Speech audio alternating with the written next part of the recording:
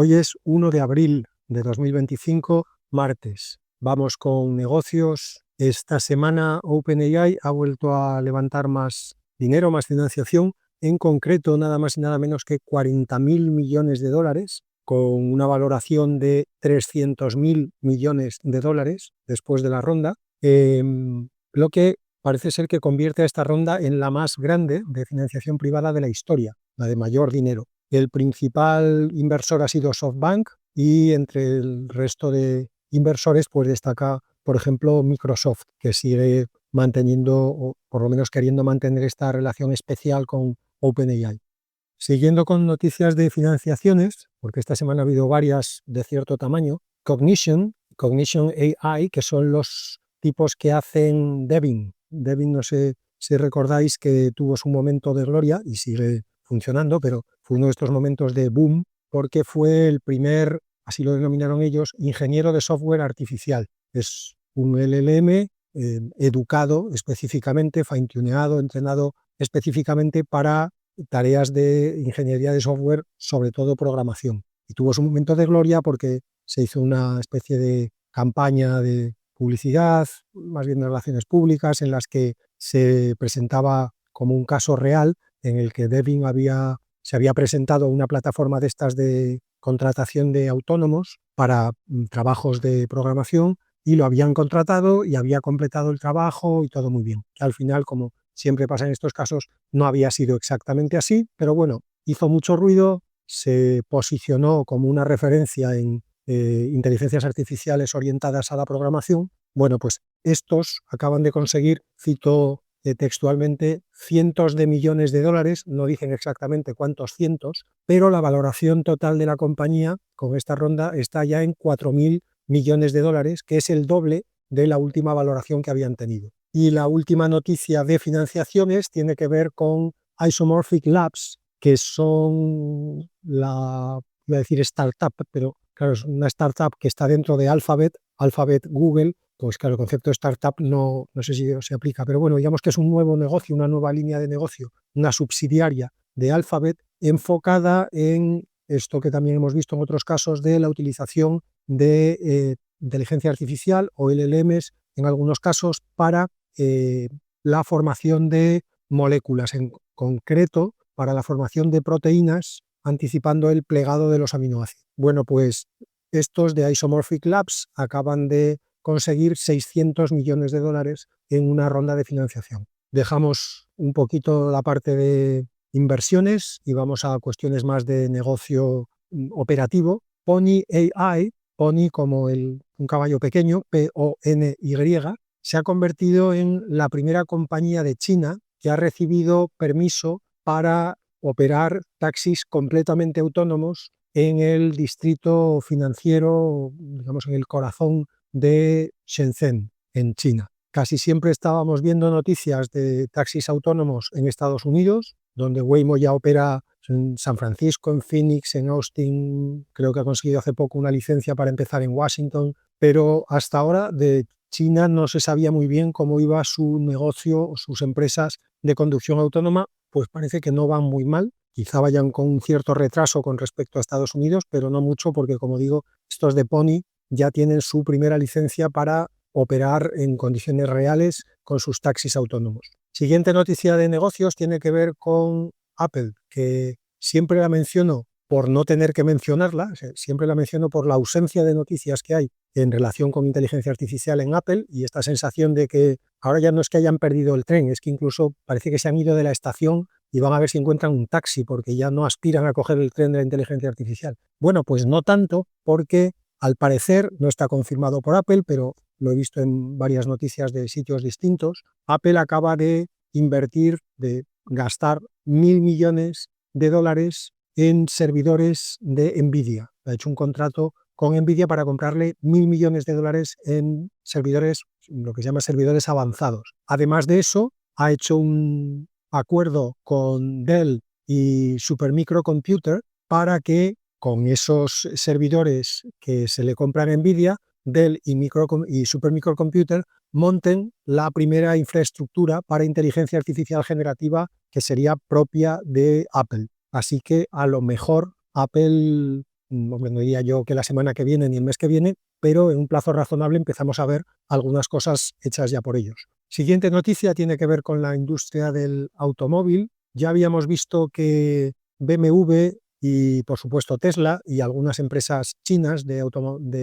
automoción habían empezado a hacer test con robots humanoides operando en la cadena de producción junto con operadores humanos. Bueno, pues a este grupo se le une ahora Mercedes, el grupo Mercedes-Benz, que va a empezar a usar robots humanoides de Apptronik en su fábrica de Berlín-Marienfelde. No tengo ni idea de cómo se pronuncia esto en alemán. Los robots, según el comunicado de Mercedes, se encargarán de tareas en el área de logística, control de calidad y, en general, tareas repetitivas, que digo yo es lo que esperábamos todos de la inteligencia artificial, que se encargaran de las tareas repetitivas y desagradables, pero mira tú por dónde de repente pegaron un salto y se han empezado a encargar de las tareas más creativas y descansadas. Pero bueno, esperemos que, al menos con los robots, empecemos por abajo de la pirámide del sufrimiento en el trabajo. Y para terminar, en negocios, una noticia sobre H&M, el retailer de moda, que ha hecho una cosa interesante, y es que ha firmado una serie de acuerdos con modelos, no con modelos de lenguaje, sino con modelos, con personas que se dedican a ser modelos de ropa, y con los agentes o las agencias que gestionan los derechos de estos modelos, para crear lo que se llaman gemelos digitales de 30 modelos, de 30 personas. Y, insisto, lo han hecho de una manera legal, a diferencia de otras prácticas que a veces no parecen tan transparentes cuando se utiliza inteligencia artificial. Estos, como digo, han firmado los acuerdos, los modelos han aceptado, han firmado un acuerdo financiero con el que están satisfechos, y lo que se ha hecho es modelar esos 30 modelos, valga la redundancia, para después poder usar cualquier tipo de imagen de esos modelos generada ya por inteligencia artificial en las campañas que H&M quiera ir desarrollando a lo largo del año. Normalmente, pues, para redes sociales, para publicidad visual, pues la típica que vemos muchas veces en marquesinas, en vallas, en lonas. Esto hasta ahora es que,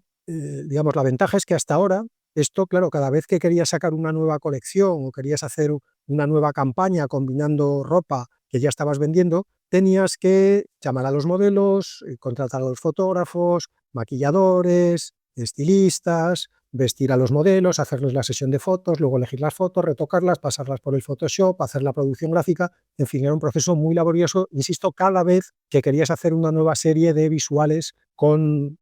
tu ropa, si fuera una nueva colección o no. Bueno, pues esto, el hecho de tener estos gemelos digitales que el modelo de inteligencia artificial puede generar en cualquier pose, con cualquier ropa, con cualquier entorno, con cualquier imagen de fondo, pues permite hacer todo ese trabajo que antes contaba en 25 pasos, pues hacerlo de una manera inmediata. Coges al modelo número 24 y le pones esta camisa, este pantalón, estos zapatos, y lo sacas sentado, recostado contra una palmera en una playa caribeña, mientras un grupo de jóvenes bailan cerca de él, y en el mar hay un barco con una fiesta nocturna montada en la cubierta. Bueno, pues todo eso, te ahorras el yate, te ahorras a los 20 de relleno e, insisto, te ahorras todo el proceso involucrado en el shooting de la campaña. Huelga decir que las imágenes, como el modelo se ha generado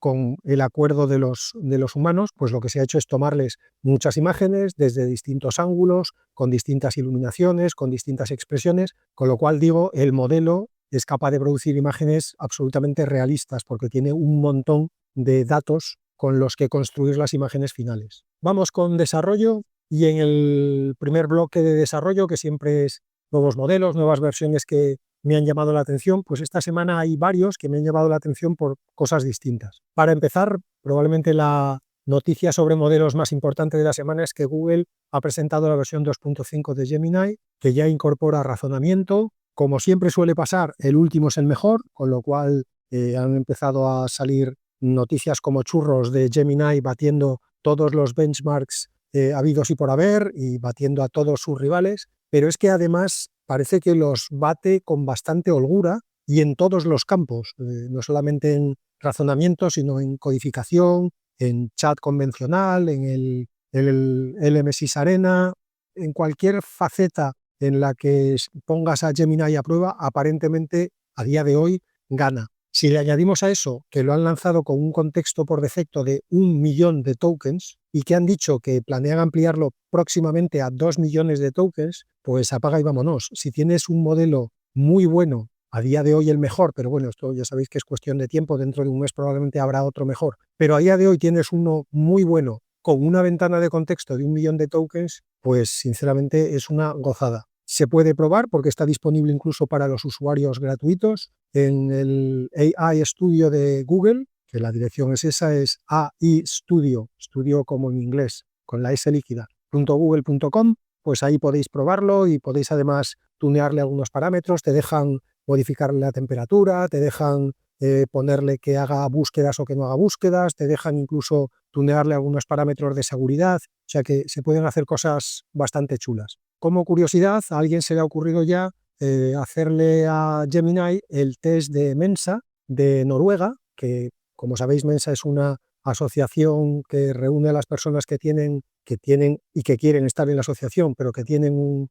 coeficiente intelectual de más de 130. Bueno, pues Gemini 2.5 ha sacado 130 y ha batido la puntuación histórica que había tenido antes cualquier modelo de lenguaje, y como comparación os recuerdo que la media de un ser humano está en 100. Y antes de pasar al siguiente modelo, un minuto de reconocimiento a Google, que reconocimiento sincero, porque hace 2 años, básicamente, redondeando, Google ni siquiera estaba en la partida cuando ChatGPT explotó. Google, como todos los grandes, estaba con el paso cambiado, y en 2 años no solamente se han metido en la partida, sino que tienen momentos como este en el que lideran la clasificación. Clasificación, insisto, volátil y que veremos cambiar muchas veces porque estamos al principio de la partida, no al final, como parece que se empeñan en querer hacer ver las personas que quieren ver las limitaciones de la inteligencia artificial, pero, insisto, reconocimiento al trabajazo que han hecho en Google para conseguir en 2 años pasar de no estar ni siquiera en la competición a liderar la competición. El segundo modelo que me ha llamado la atención esta semana, bueno, a mí y al 80% de Twitter, es que GPT-4o, el modelo omnimodal de OpenAI, ha incorporado generación de imágenes nativa. Hasta ahora, cuando usabas GPT-4o y le pedías una imagen, él en realidad lo que hacía era construir un prompt que le pasaba a DALL-E, en concreto a la versión 3 de DALL-E. Pero ahora lo que han hecho es incorporar la generación en el mismo modelo, en la misma arquitectura del LLM conjunto, lo que se traduce en términos prácticos en que, por otro lado, como era de esperar, al estar todo en el mismo espacio vectorial, las imágenes están más alineadas con los prompts, responden mejor a lo que realmente le pide el usuario, y sobre todo las modificaciones o cambios o variaciones posteriores que quieras hacer sobre una imagen son mucho más fieles a lo que tú pides, porque antes, cada vez que tú pedías algo, eso iba y volvía de DALL-E, y en cada ida y vuelta se iba perdiendo algo, obviamente, porque, como pasa con los lenguajes humanos, en cada traducción se va perdiendo algo. Ahora no existe esa traducción, sino que el texto y la imagen van al mismo espacio vectorial, al mismo embedding, se trabaja en la misma arquitectura, en el mismo modelo, y el output se trabaja también conjuntamente. Esto, en cuanto a arquitectura, implica que GPT-4o no está usando un modelo de difusión para generar las imágenes, sino que está utilizando el propio modelo autorregresivo típico de los modelos de lenguaje. Es decir, GPT-4o no está generando, como hacen los modelos de difusión, una imagen completa partiendo del ruido y refinando el ruido hasta que generas la imagen, insisto, completa de golpe, sino que GPT-4o lo que está haciendo es dividir la imagen en patches, o en última instancia no sé si incluso en píxeles, no creo que haya todavía la capacidad de cálculo para eso, y generar los patches como genera las palabras, es decir, en función de todos los patches que ha generado anteriormente.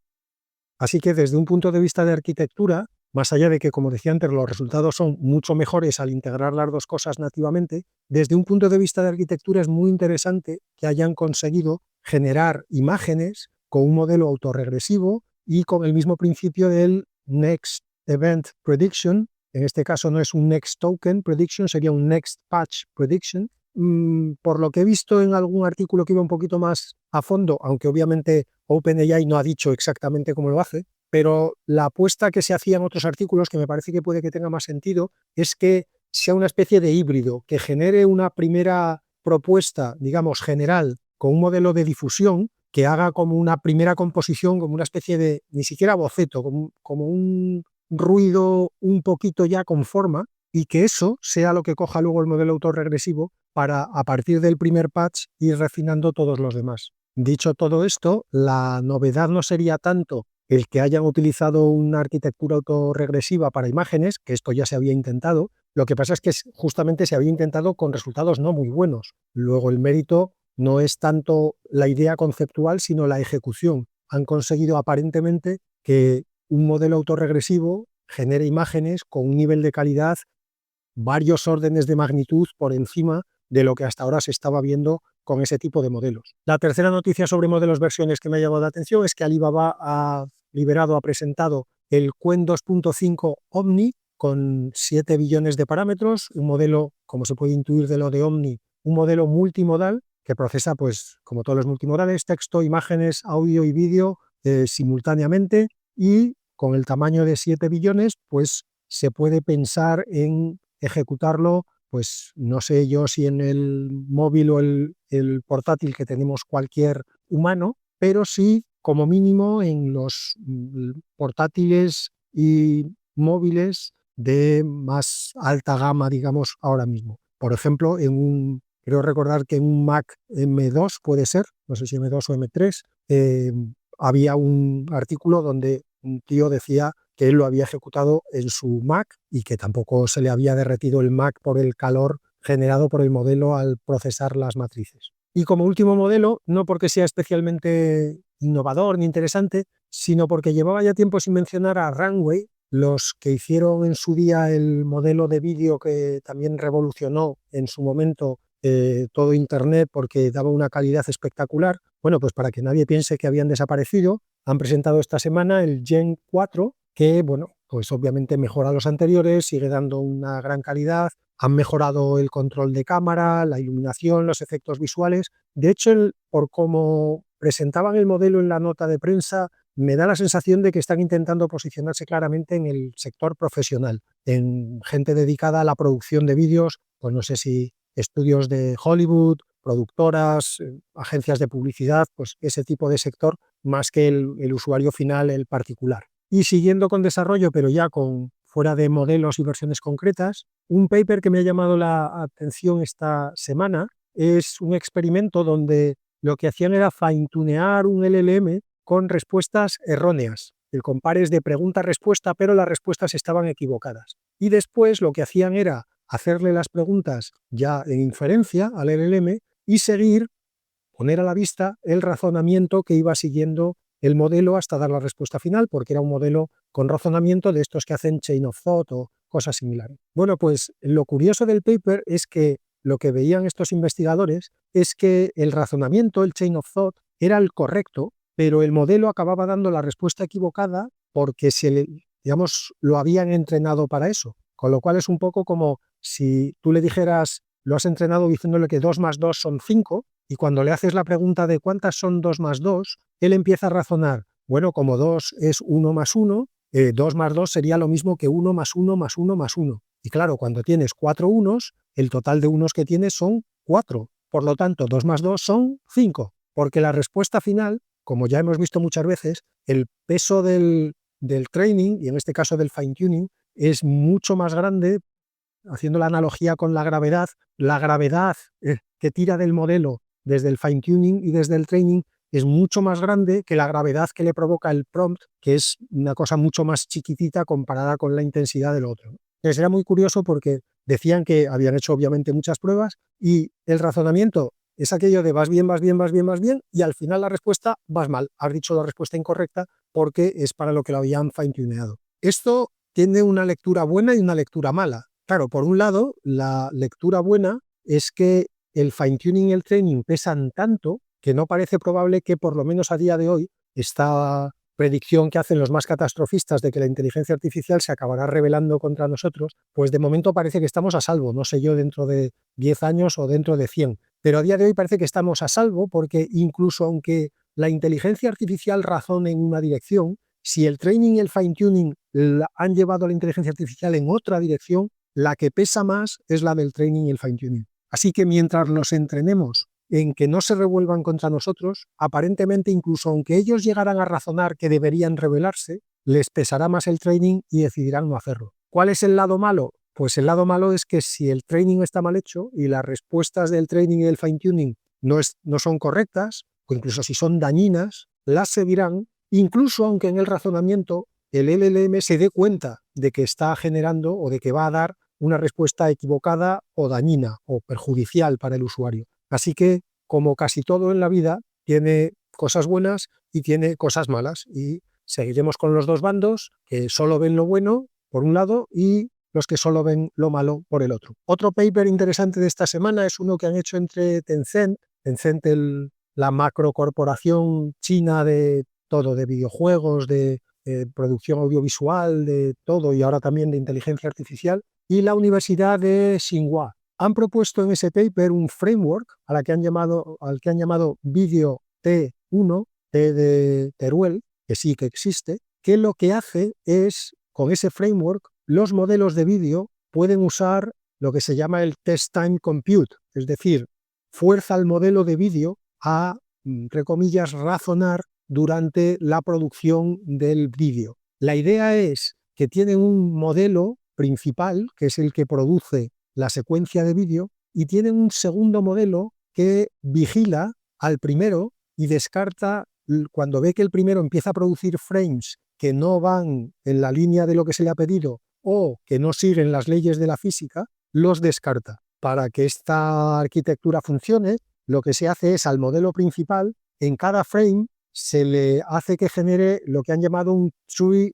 of frames, un árbol de secuencias, que supongo que lo toman prestado el término del tree of thought, del árbol de pensamiento. Es decir, en cada frame al modelo principal se le pide que genere un montón de alternativas, creo recordar que eran unas 200, y el modelo secundario, como decía antes, lo que hace es revisa todas las que se producen, descarta todas las que o no se ajustan al prompt o violan las leyes de la física y selecciona el mejor, el que le parece mejor según los criterios de ajuste al prompt y seguimiento de las leyes de la física. Ese es el frame que da por bueno, ese es el que se, entre comillas, aprueba, y a partir de ahí el modelo principal vuelve a generar un tree of frames, de todas las que genera el segundo elige la mejor y así sucesivamente. Esta arquitectura sigue un principio que ya hemos visto otras veces que funciona muy bien, que es usar a los LLMs como jueces, no solamente como productores, sino como jueces, incluso a veces como jueces de sí mismo. Como pasa con los humanos, es más fácil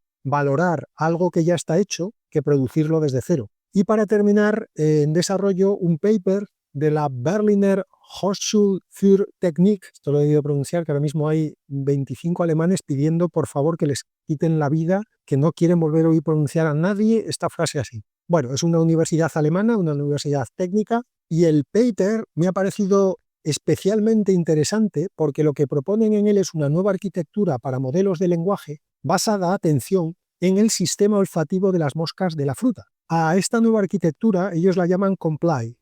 como cumplir en inglés, cumplir en el sentido de cumplir unas normas.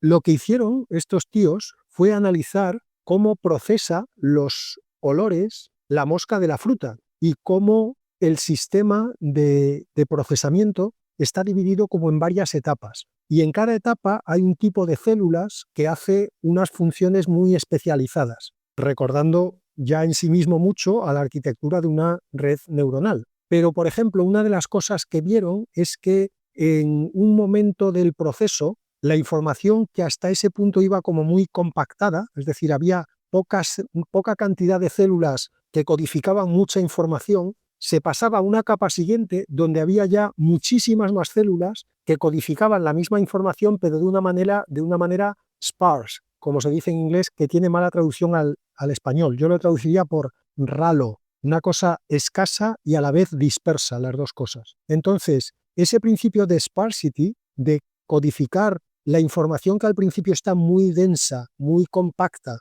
codificarla en algún momento en una información mucho más dispersa, mucho más rala, utilizando muchas más neuronas o muchas más células, pero que cada neurona o cada célula codifique muy poca cantidad de información, se vio que era especialmente eficaz en el caso de la mosca de la fruta y se replicó ese principio, que no es un principio nuevo, el principio de modelos sparse y modelos densos es un debate, en fin, ongoing en el mundo de la inteligencia artificial, pero ellos vieron el modelo, insisto, completo del sistema olfativo de la mosca. Y a partir de ahí tomaron prestados algunos de los, iba a decir, de las decisiones de arquitectura, pero obviamente la mosca no tomó decisiones sobre su propia arquitectura, pero intentaron emular algunos de los principios de arquitectura que vieron en el sistema olfativo. El sparsity en un momento dado cambiar de modelo denso a modelo sparse es uno de los mecanismos que tomaron copiado, y luego le añadieron algunas cosas de su cosecha. Por ejemplo, utilizan números complejos en vez de números float. Bueno, número complejo también tendrán, las dos componentes eran floats, pero me refiero, en vez de números reales, en vez de números de una dimensión, utilizaron números complejos que tienen dos dimensiones, y lo que hicieron fue, para el embedding posicional, que se hace siempre que metes los tokens en un LLM, en vez de codificar la posición con un peso, igual que codificarías cualquier otra cosa en una red neuronal, ellos utilizaron números complejos en el embedding, de tal manera que lo que codificaba la posición era la fase del número complejo, el ángulo, para entendernos, entre los dos vectores. Y con eso conseguían también una optimización espectacular de la cantidad de pesos que se necesitaban, porque, por decirlo así, cada peso llevaba implícita ya la posición. Entre unas cosas y otras, entre las mejoras que ellos, digamos, se les ocurrieron y las ideas que tomaron prestadas o copiadas del sistema olfativo de la mosca, consiguieron hacer un LLM que mejora entre 3 y 4 órdenes de magnitud en eficiencia a los modelos actuales. Es decir, necesita entre 1000 y 10.000 veces menos recursos de procesamiento que un LLM actual. Fijaos lo que estamos diciendo. Estamos hablando de que si un modelo actual necesita ahora mismo, vamos a irnos al caso menos optimista, 1000 GPUs de NVIDIA para funcionar, con esta arquitectura necesitaría una GPU de NVIDIA. Y probablemente los que ahora necesitan 8 o 10 GPUs de NVIDIA, con este modelo se podrían ejecutar incluso a lo mejor en una CPU, ni siquiera en una GPU. Obviamente es una investigación muy preliminar, no la comento porque sea algo que esté ya a punto de caer y que vayamos a ver desarrollos en los próximos meses. Obviamente hay mucho que refinar y habrá que ver los detalles ejecucionales, que al final son lo que matan casi todas las grandes ideas, pero por lo que lo he querido comentar es por la fuente de inspiración que han tomado estos alemanes para intentar optimizar nuestras redes neuronales, y se han ido a buscar redes neuronales o estructuras neuronales, estructuras cerebrales de animales reales, en este caso de insectos, como es la mosca de la fruta. Me ha parecido esto sí que es lo de think out of the box, y lo demás son mandangas. Y termino con las pildoritas. OpenAI ha anunciado que, cito textualmente, en los próximos meses, ya sabéis que OpenAI nunca es muy de anunciar, pero nunca de decir cuándo va a hacer lo que anuncia. Pero bueno, en los próximos meses va a adoptar el MCP, el Model Context Protocol, esa especie de estándar que estaba intentando implantar Anthropic para que los LLM se puedan comunicar entre ellos y con las herramientas o estructuras que puedan necesitar para las tareas de agente, para poder conectarse con un navegador de Internet, para poderse conectar con una base de datos, para lo que sea. Y, como digo, también entre ellos. Es realmente sorprendente. A mí me ha sorprendido mucho que OpenAI ni siquiera intente imponer su propio estándar, teniendo en cuenta que la inmensa mayoría de la gente que hace cosas con inteligencia artificial se conoce la API de OpenAI como la palma de su mano. Entonces, me ha sorprendido que OpenAI no haya desarrollado un poco más lo que ya tiene para intentar establecer un estándar y que se haya subido al MCP de Anthropic. Me sorprende, pero no me disgusta, todo lo contrario. Yo creo que cuanto antes dejemos de discutir por cómo usar los LLMs y con qué protocolos y con qué APIs y con qué lenguaje y con qué framework, pues eso que nos llevamos por delante para seguir avanzando más rápido. Y además, esta semana también Microsoft ha anunciado que va a empezar a dar soporte al MCP en distintos, aquí también cito textualmente, fueron muy vagos, en distintos servicios de Azure, de su nube. Así que se han subido dos gordos esta semana al tren del MCP de Anthropic. La segunda pildorita es que Amazon, que también estaba bastante desaparecido en combate, no tanto como Apple, pero era el siguiente por la cola, pues esta semana se ha descolgado con una noticia también sorprendente, y es que ha presentado lo que llaman Nova. Nova, sabéis que es el nombre que dan a su línea de LLMs, Nova Act, Act de actuar, ACT, que es básicamente un sistema agéntico que permite controlar navegadores de Internet para realizar tareas. Pues el ejemplo típico que siempre se pone, yo no sé por qué no piensan en algún otro ejemplo que no sea planificar tus vacaciones. Bueno, pues estos también han puesto el ejemplo de planificar las vacaciones y de buscar piso. Es otro de los ejemplos típicos. Yo no sé si piensan que la gente planifica vacaciones todos los días de su vida y se compra piso cada semana. De verdad que habría que, pensando un poquito más, yo estoy seguro que se les podrían ocurrir tareas más cotidianas. Pero bueno, el caso es que lo han presentado, no le pongamos muchos peros, con lo que ha tardado Amazon en subirse al tren. Ahora que están en el tren, no los critiquemos. Han sacado esto en versión muy preliminar, solamente para desarrolladores, con un SDK que se puede usar en su web. Hay que solicitar una clave para la app y tal, pero ahora mismo te tienes que poner en una lista de espera y tienes que salir por una VPN de Estados Unidos, porque solamente está activo para Estados Unidos, pero si cumples todos esos requisitos y además te falta la tercera muela de arriba del lado izquierdo, te dan acceso a la preview y puedes hacer cosas con su agente. Y relacionado con esto, lo meto en la misma pildorita. En China, una empresa de la que yo no había oído hablar hasta ahora, pero que ha entrado fuerte, que se llama Zhipu, ZHIPU, ha presentado también una estructura agéntica, una framework agéntica, no sé cómo llamar estas cosas, algún día tendremos que ponernos de acuerdo, a la que ha llamado AutoGLM Rumination, no me voy a detener en deletrearlo todo, que además de hacer, como la de Amazon, navegación por Internet, también hace Deep Research. Ya sabéis que esto también se ha puesto muy de moda últimamente, los agentes que hacen investigación profunda. Tú les pides que te hagan una investigación sobre un tema cualquiera, los agentes, ellos buscan la documentación, no hace falta que tú se la des, aunque también puedes darle si tú tienes, y con toda la información que encuentres, después te presentan una especie de paper para que tú ya veas los puntos más destacados. Y también escribe reportes, en fin, hace un poquito de todo. Por lo que he leído, estos de Zhipu, en China, quieren establecerse como uno de los powerhouses, como dicen allí, de inteligencia artificial, y en concreto han sacado un poquito antes de lo que tenían previsto este AutoGLM Rumination,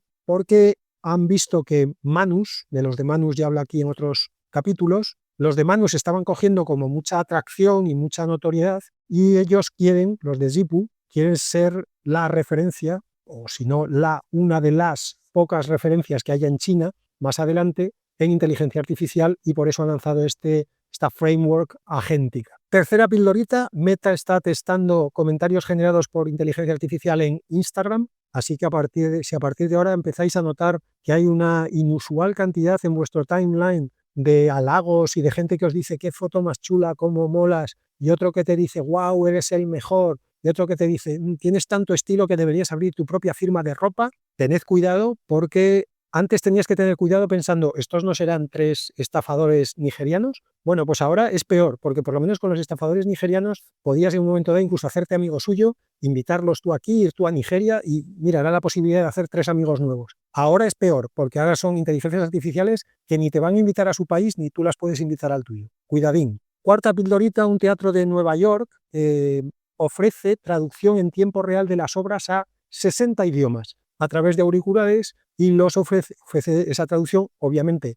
ofreciendo las 60 idiomas, tiene que ser con inteligencia artificial. Lo que hace el sistema de inteligencia artificial es, a medida que va escuchando a los actores en el escenario, traduce, repito, en tiempo real por los auriculares al idioma que el usuario haya seleccionado. Lo único que tienen que hacer los espectadores cuando van al teatro es escanear un QR, eso los lleva en el móvil a un sitio, a una web, donde eligen el idioma, se ponen sus cascos y a partir de ahí ya pueden ver la obra en su idioma preferido. Y además pueden elegir entre escucharla o verla subtitulada en su móvil. Esto que puede parecer una fricada, hay que tener en cuenta que, según decían los de este teatro, muchos de sus espectadores son turistas, muchos de esos turistas son de otros países, y de hecho la cifra que daban en el teatro es que en todas las funciones se usa el sistema de media, entre unos 25 y 30 espectadores lo utilizan, y que no hay ningún idioma predominante entre los 60. Así que debe de funcionar bastante bien porque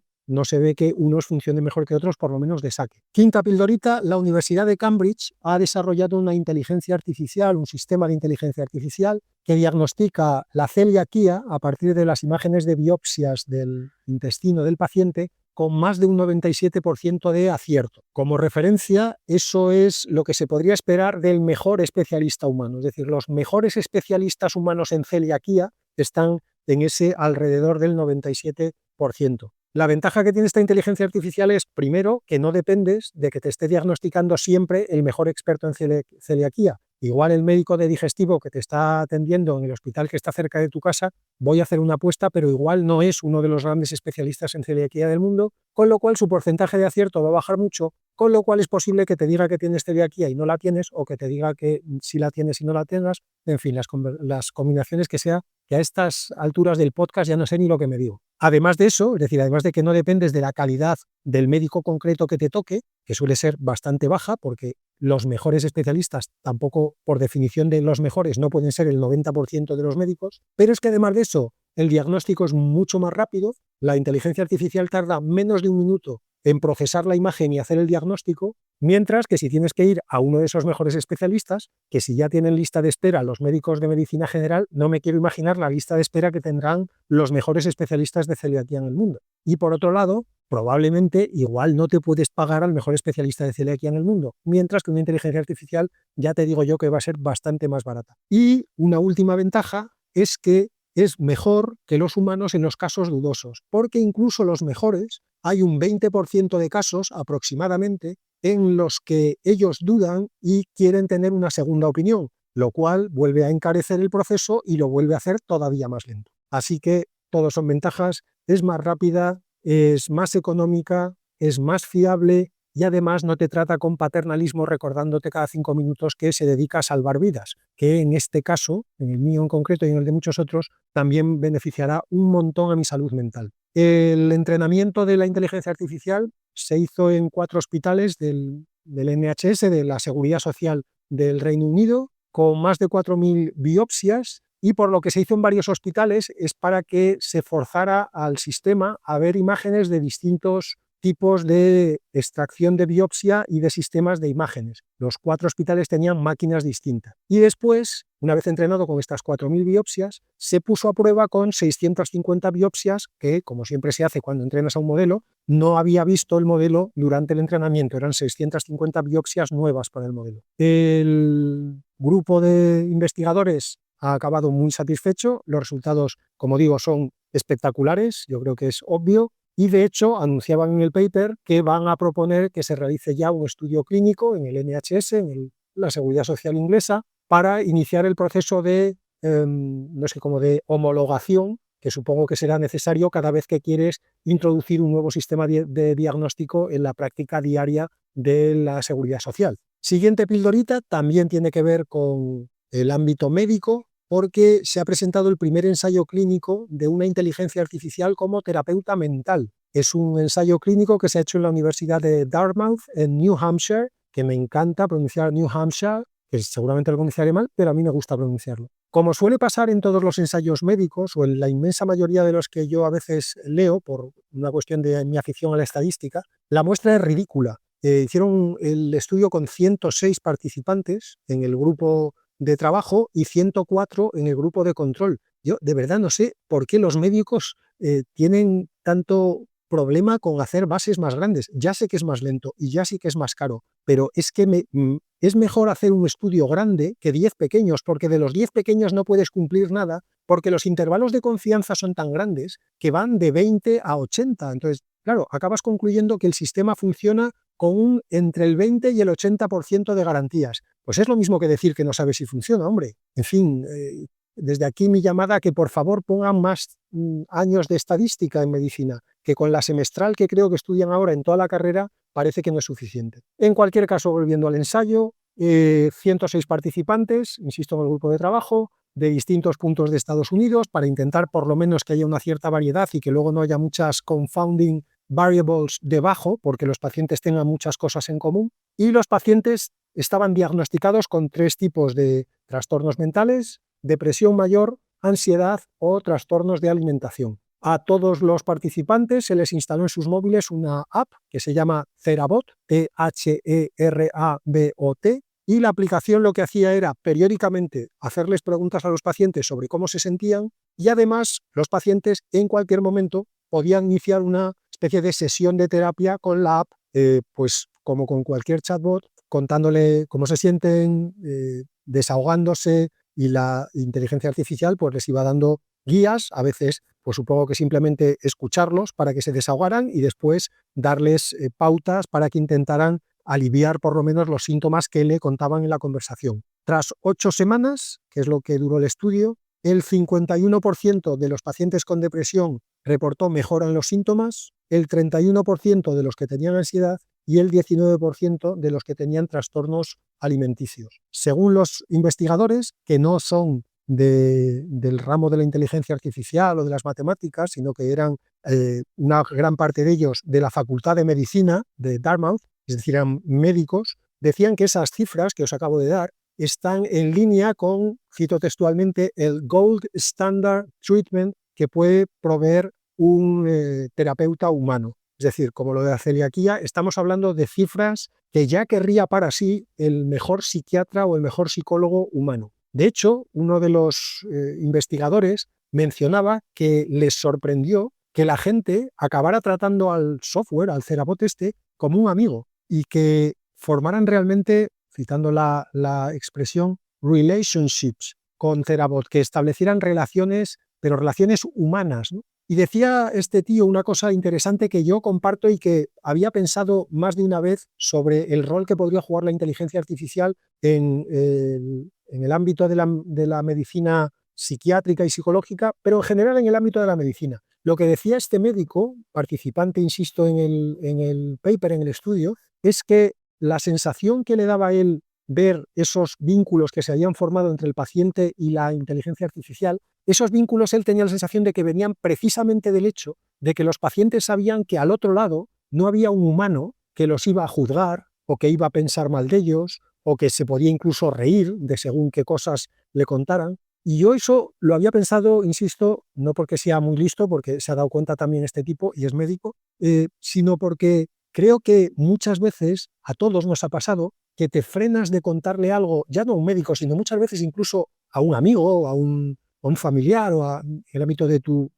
hogar, según qué cosas no te atreves a contarlas por el impacto que van a tener en la otra persona. A veces no lo haces, en el caso de que sean amigos o familiares, no lo haces para no darles un disgusto, para que no se preocupen, le quitas importancia a cosas que para ti tienen mucha importancia y que te apetecería hablar y te apetecería desahogarte, pero no lo haces por no preocupar. Y en el caso de los médicos, porque aunque sea un médico y sea un profesional y sea una persona desconocida para ti, siempre te queda la duda de, es que si digo esto voy a parecer idiota, es que si digo este tío se va a pensar que soy gilipollas, es que esto no lo puedo decir porque me da vergüenza hasta a mí mismo. Entonces esa sensación que todos hemos tenido, yo creo, alguna vez, insisto, por motivos distintos, pero tanto con médicos como con gente cercana, esta es una de las cosas que yo creo que la inteligencia artificial va a traer como un punto positivo. Vas a poder recibir terapia de alguien que no te va a juzgar, que no se va a reír, que no te va a hacer pasar vergüenza y que nunca, nunca, nunca, nunca, nunca, nunca, nunca jamás te vas a encontrar en una fiesta y vas a decir, ostras, ese es el médico al que le conté, madre mía, y ahora está aquí en la fiesta conmigo.